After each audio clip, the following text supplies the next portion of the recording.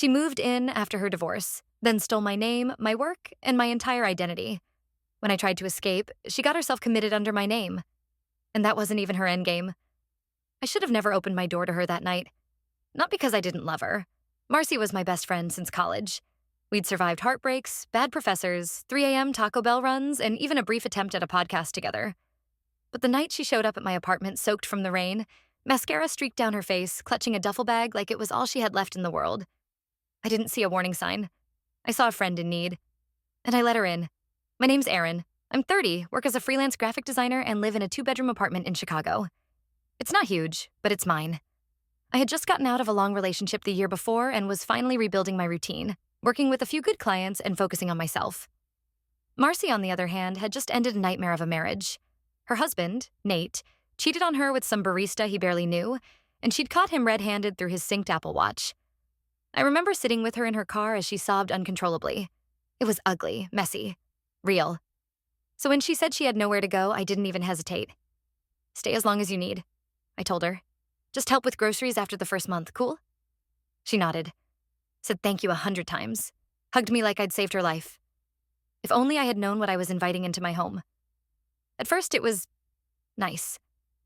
She cooked every night, cleaned without being asked, bought wine and suggested we watch trashy shows like we used to in college. She even helped me brainstorm logo ideas for a difficult client. We laughed more in those first 2 weeks than I had in months. But then something changed. Week 3, she started sleeping until noon. I'd hear her moving around at 3 a.m., binging reality shows or talking to herself. She stopped showering, stopped cooking. When I asked if everything was okay, she'd look at me with wide, watery eyes and say, I just feel so safe here. Like I can finally breathe. Please don't ask me to leave, Erin. I'm not ready to be alone. I didn't know how to respond, so I didn't. By month 2, I was doing everything again. Groceries, rent, cleaning. I was also trying to start dating again. Nothing serious, just coffee and dinner with someone from Bumble. The first time I mentioned it, she froze mid-bite and said, You're seeing someone already? I laughed it off. It's just a date. But that night, she didn't speak to me. She sat on the balcony chain-smoking menthols, whispering to herself, and didn't come inside until after 2 a.m. When I asked her about it the next morning, she said, I just think it's weird that you're out there meeting strangers when I'm here, still trying to pick up the pieces. That was the first time I felt like a prisoner in my own space. Things spiraled faster than I expected. She'd love bomb me, wake up early one day, make breakfast, light candles, offer back massages, then disappear for the next 2. One morning, I found a Post-it on my coffee machine that said, You're the only one who's ever loved me, right? I wanted to be supportive, but the emotional whiplash was destroying me. I brought it up one night, gently. I told her I loved her as a friend, but she needed to think about therapy, or at least try to find a job and create a new routine. She nodded like she understood, then started crying 5 minutes later. Not soft tears, but full-on sobbing, face in her hands, collapsing on the kitchen floor like I'd just told her I was dying. I panicked. I sat down with her, held her, promised her I wasn't abandoning her. That's when she whispered, If you ever kick me out, I'll just disappear. For good. I pretended I didn't hear it. Then I got sick. At first, I thought it was a cold, but after a few days of sharp stomach pain, dizziness, and not being able to eat, I went to urgent care. Turned out I had a stress-induced ulcer.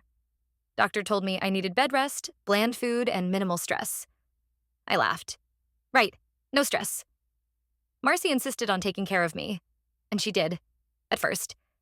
She brought me soup, made tea, and sat next to me, stroking my hair while I tried to sleep. It felt comforting in a weird way, like we were reconnecting. But even in my haze of fever and exhaustion, something felt off. She started referring to herself as your person. One night, as I was dozing off, she said softly, I think this was meant to happen. You getting sick?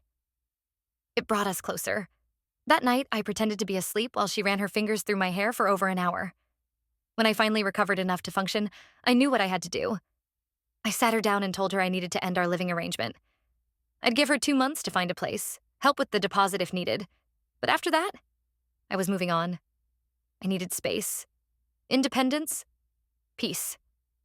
She stared at me, didn't blink. Then she smiled and said, Of course. I understand. For a moment, I actually believed her. That was 2 weeks ago. Last night, I was getting ready to sign my new lease online, Just a simple renewal on a studio I found nearby. Quiet, sunny, perfect for a fresh start. I opened the email from the landlord. My stomach dropped. Hi, Erin. As requested, we've canceled your application. Best of luck with your future housing search. What? I never canceled anything. I called immediately. After some back and forth, the leasing agent told me a woman claiming to be my assistant called and canceled on my behalf, citing a change in circumstances. There's only one person in my life who calls herself my assistant. I looked up from my laptop and saw Marcy, standing silently in the hallway. No phone in hand, just staring. She smiled. Don't worry, babe, she said softly. You're not going anywhere. Don't worry, babe. You're not going anywhere. That sentence hit me like ice water down my spine. I didn't say anything. I couldn't.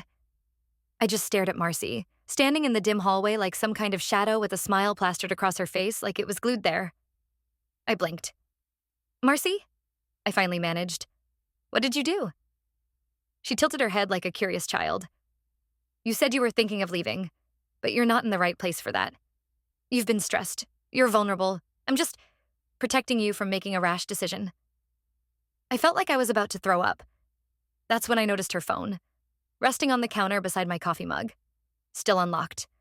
My name at the top of the most recent call. She used my phone while I was in the shower or asleep or maybe during one of my long work sessions. She had called the leasing office and pretended to be me. I walked over slowly and picked it up. She didn't stop me. I scrolled. There it was. Outgoing call. Parkside Properties. 11 minutes. Timestamp 2 days ago. The same morning, she brought me breakfast in bed for no reason. Something in me cracked. Are you insane? I said, voice trembling. You impersonated me? You canceled my new lease without asking because you think you know what's best for me. Her smile didn't fade, but her eyes tightened. I do know what's best for you, she said, stepping closer. I've been here for you through everything. When your ex ghosted you. When your mom had surgery and didn't even call you. Who was here? Me. Who made sure you didn't fall apart? Me. And now you want to leave? I never asked for any of this, I snapped. You invited yourself into my home. I gave you shelter. I gave you time. I let you stay. And this is how you repay me? You owe me, she shouted suddenly, and the air in the room snapped cold. You owe me everything, Erin. I gave you my whole heart, and you're just gonna toss me away like trash? I backed up. My legs hit the coffee table behind me, and I almost tripped. It wasn't just what she was saying. It was how calm she looked while saying it. Like she truly believed she was the victim. I couldn't stay another night. I turned and walked straight into my room, locked the door, and started packing a bag. I didn't know where I was going. I didn't care. A hotel? A friend's couch. Anywhere but here. I could hear her pacing in the living room, then knocking, then silence. And then the sound of her unscrewing the doorknob from the— I lost it. Stop, I screamed. You are violating my privacy, my boundaries, and everything that is remotely sane. I'm leaving, right now. No, you're not, she cried through the door. If you leave, I swear, Erin, I swear I will do something you can't take back. I froze. I knew exactly what she meant. I had heard it before. In whispers, in tears, in weaponized desperation. So I did what any rational person would do. I grabbed my laptop, my bag. I shoved some essentials inside and climbed out my bedroom window. We're on the second floor, but there's a fire escape. Barefoot and shaking, I climbed down in my pajamas and walked 4 blocks until I found a 24-hour diner. I sat there with a lukewarm cup of coffee and called my friend Danielle, who worked at the same agency I freelanced for. She picked up after 2 rings. I couldn't stop crying. Danielle let me crash at her place that night. She even called off work the next day to help me get back into the apartment while Marcy was supposedly at a part-time shift. We went in quickly. I just wanted my stuff. But what we found stopped us both cold. The living room was covered in printed photos of me sleeping, me eating, me working on the couch, me brushing my hair in the hallway mirror. All from weird angles, low, high, hidden spots. My skin went cold. My chest tightened so hard I thought I was going to pass out. Danielle stepped into the bedroom and yelled, Erin, come here. I walked in. There, in the corner of the room, was a small plastic storage bin labeled for her.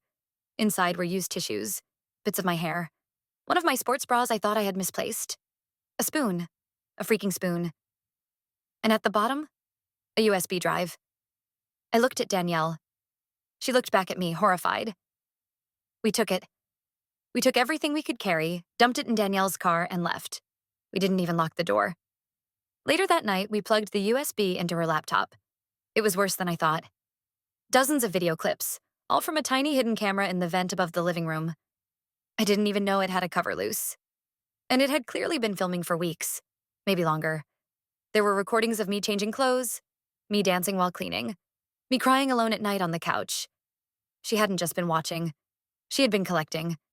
That's when I knew. This wasn't a friend going through a rough patch. This was someone deeply unwell. And dangerous. I haven't told the full extent to anyone but Danielle yet. I'm still shaken. I'm still angry. I'm still scared. I filed a police report the next day, gave them the USB, told them everything. They said they'd follow up. But here's the kicker. When I tried to call Parkside Properties again to explain what had happened and reapply for the lease, they told me someone had already done that, under my name, and put down a deposit. I hadn't. Danielle hadn't. And when I asked who came in to pay in person, they said, a woman named Marcy. A woman named Marcy came in and paid the deposit. She said she was you. That sentence shattered whatever was left of my sanity. I couldn't speak. Couldn't breathe. Couldn't even sit down. She didn't just impersonate me to cancel my lease. She impersonated me to claim it herself. Marcy walked into the rental office, used my name, and signed for the place like she was me. And somehow it worked. It felt like I was being erased from my own life, and she was replacing me, bit by bit, perfectly, deliberately. The next morning, I went back to the apartment. I didn't go alone. Danielle and our friend Alex came with me. Alex works in private security, and frankly, I was scared of what Marcy might do if she was there. But when we got to the building, the front door was open. Inside? Empty. Too empty. Her stuff, gone. Every drawer, shelf, closet was cleared. No note. No sign of where she went. Except for one thing. On the kitchen counter sat a single sticky note. Don't bother calling.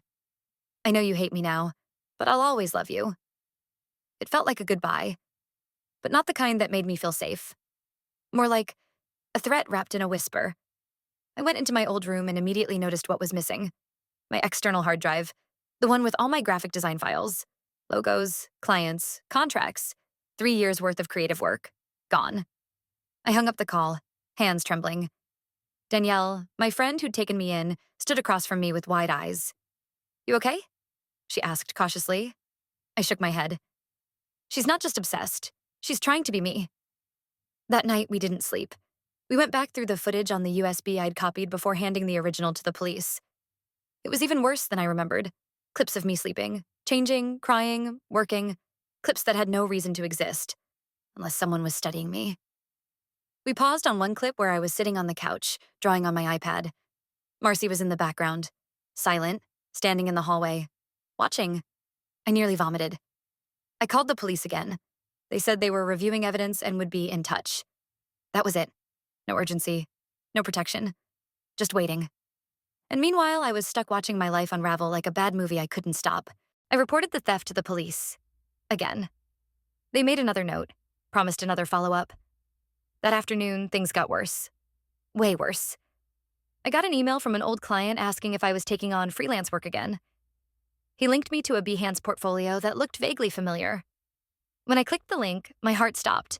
It was my work, my logos, my illustrations, my page layout designs. But the account?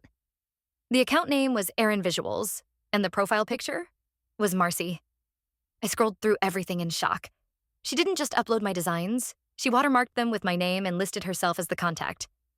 She had built a complete fake identity, my identity, and was actively using it to get clients I had worked years to build relationships with. Danielle sat beside me, equally horrified. She's not just stealing your name, she's becoming you. That night, I cried harder than I had in years, not because of the fear, or even the betrayal, but because I realized something deeper. She never wanted to be near me. She wanted to be me, and I had helped her do it. 2 days later, a client messaged me saying I had asked for an upfront payment. Different bank account, but they assumed I changed things. When I asked if they'd already sent the money, he replied, yeah, I wired half yesterday. Hope the new project's going well. She was getting paid pretending to be me. At this point, I brought in a lawyer, filed identity theft claims, contacted platforms to report impersonation. Some of them took action.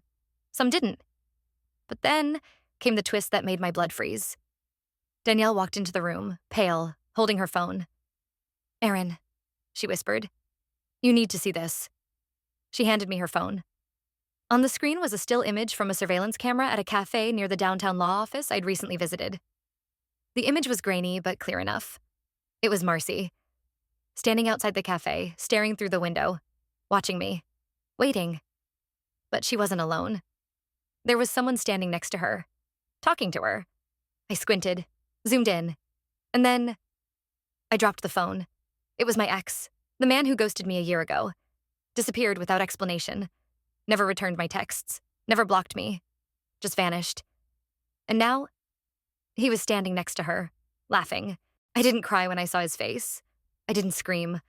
I just sat there, staring at the frozen image of Marcy and my ex, Ben, outside that cafe like my entire body had disconnected from my brain. He was supposed to be gone. A year ago, Ben ghosted me after 10 months together. No goodbye, no closure, just radio silence. It tore me apart. And now here he was, standing next to the woman who'd hijacked my life. I don't remember handing Danielle her phone back. I barely remember walking to the kitchen. What I do remember was how calm I felt. It wasn't the numb kind of calm. It was precision, focus, cold clarity. If Marcy and Ben were going to play games with my life, I was going to end it on my terms. The first thing I did was go silent. I stopped posting. I stopped replying to messages. I disappeared online. I made it look like I was broken, like I'd given up. Meanwhile, I started documenting everything. I created a digital folder and named it Mirror.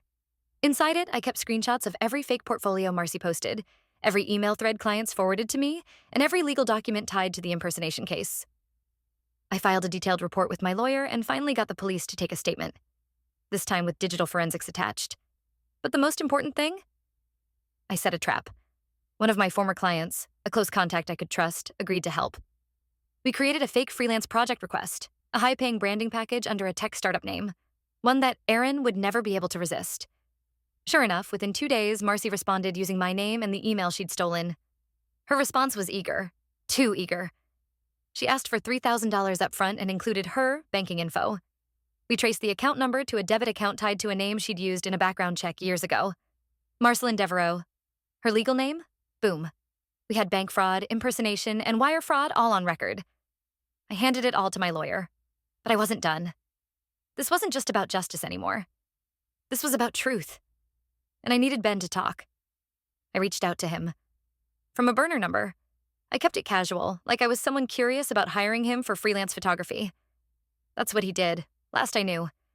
He answered within minutes. After some back and forth, I asked to meet in person. Somewhere public. A place where I could watch him without revealing who I was right away. So I picked the same cafe from the photo. Danielle came with me. She sat at the back, pretending to work. I sat at a table near the window and waited. At exactly 4 p.m., Ben walked in. Same leather jacket, same easy swagger. But now I saw right through him. I let him approach the table before I lifted my sunglasses. His face turned white. "Erin?" "You look good, Ben," I said, keeping my tone flat. "Bit of a surprise, huh?" He tried to speak, but I raised a hand. "Save it. I know everything. I know you've been in contact with Marcy. I saw the footage. I saw you two together." He blinked, lips parting. Then, unbelievably, he smiled. "Look, it's not what you think. I think it's exactly what I think," I cut in. "You disappeared on me. She moved in weeks later, and suddenly she knows everything about me. How I work, my schedule, my routines. You two orchestrated this." Ben exhaled slowly, then leaned forward. "You want the truth?" I didn't answer, just stared. He shrugged. "Fine. Yeah, we planned it, kind of. She reached out to me after we broke up. Said she wanted to watch over you. That you were spiraling. She showed me texts, emails, said you were unstable." "What texts?" I asked, voice shaking. He frowned. "One's from you. From your email I froze. I never sent him emails. Ever." That's when it hit me. Marcy had access to my email months ago. She must have created fake messages, entire threads, and sent them to Ben to drive a wedge between us, to make him walk, to isolate me. And it worked. She told me to back off. Ben continued, his voice a little softer. "Said you didn't want me around anymore? That you were dangerous." I almost laughed. Dangerous? Me? But then, the twist I never saw coming. Ben leaned back, eyes darting toward the cafe door. "She didn't just want your life, Erin," he said. "She wanted your identity, yeah, but she also wanted to erase you." My stomach flipped. "What do you mean?" He hesitated, then pulled out his phone and showed me a screenshot. It was a Reddit post from r/legal advice. The title? "How do I declare someone mentally unfit to manage their finances or make legal decisions?" The username? u/onlyrealerin. And in the comments, she detailed a long fake story about me being suicidal, erratic, incapable of working, and emotionally manipulative. She asked about conservatorship. She wanted to take over my life, legally. I couldn't breathe. That wasn't just identity theft. That was psychological assassination. I left the cafe without saying another word. Danielle followed me. I walked straight to my lawyer's office and handed him the screenshot. The next morning, I got a call. They'd found her. She wasn't at her new apartment. She wasn't staying with friends. She was in a private psychiatric clinic outside the city, voluntarily committed under the name Erin Maxwell. My name. She'd even handed over documents with my ID. And the staff? They had no idea she wasn't me. I never imagined the final confrontation would take place in a psychiatric clinic. I sat in the director's office, a thick folder in my lap, documents proving my identity, legal correspondence, copies of stolen files, screenshots of messages she sent under my name. Across from me sat a calm, graying man in a white coat, flipping through every page like he couldn't believe any of it was real. "She checked herself in 2 weeks ago," he said slowly, still reading. "Gave us your name, your insurance, and a fabricated story about a mental breakdown. Our staff had no reason to question it. She presented a driver's license with your photo and her signature. It looked legitimate." "It was legitimate," I corrected, "because she stole it out of my wallet months ago." He looked at me, finally understanding the full weight of it. "You realize," he said, "this isn't just impersonation. She submitted medical forms, claimed insurance benefits, received prescriptions. This is federal. This is felony-level fraud." I nodded. My heart was pounding, but my face remained calm. I wasn't here to scream. I was here to end this. "She's not who she says she is," I said, "and I want my life back." From that point on, things moved fast. Within 48 hours, the clinic coordinated with law enforcement. Marcy, still going by Erin Maxwell, was escorted out of her room by police officers and taken into custody. Apparently, she screamed, fought, begged, and clawed at the doorframe as they dragged her away. But this time, nobody believed her. Not the staff. Not the police. Not even Ben, who submitted a written statement after learning the full scope of what she'd done. She'd been building this twisted alternate life for months, possibly even before she moved in with me. Stealing my voice, my work, my relationships, my name. And now it was crumbling around her, piece by piece. The charges stacked up quickly. Identity theft, wire fraud, medical fraud, cyberstalking, criminal impersonation. The case was airtight. My lawyer made sure of that. I testified. So did Danielle. So did Ben. I won't lie. Facing her in court felt like standing in front of a mirror that had been shattered and reassembled in all the wrong ways. Her hair was dyed to match mine. Her clothes were eerily similar to what I used to wear, but her eyes, they were empty.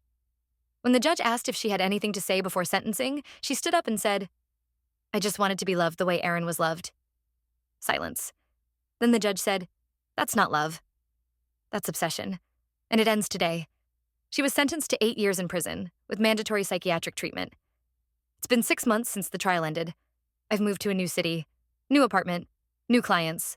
I changed my phone number, got a new ID, and locked down every account with two-factor authentication. I even deleted old social media and started fresh. Danielle and I still talk every week. And Ben? We're not back together, but we've forgiven each other. What happened between us was orchestrated by someone who wanted me alone. And for a while, she won. But not anymore. I reclaimed my name. I reclaimed my voice. And most importantly, I reclaimed my damn life. People ask me if I still think about her. Sometimes, yeah. When I walk past a mirror and flinch, wondering if someone else is watching. When I see my old designs floating around online with her fake watermark. When I dream of being trapped in my own home again. But now, I wake up knowing one thing. She tried to become me. And in the end, she lost everything. While I got myself back.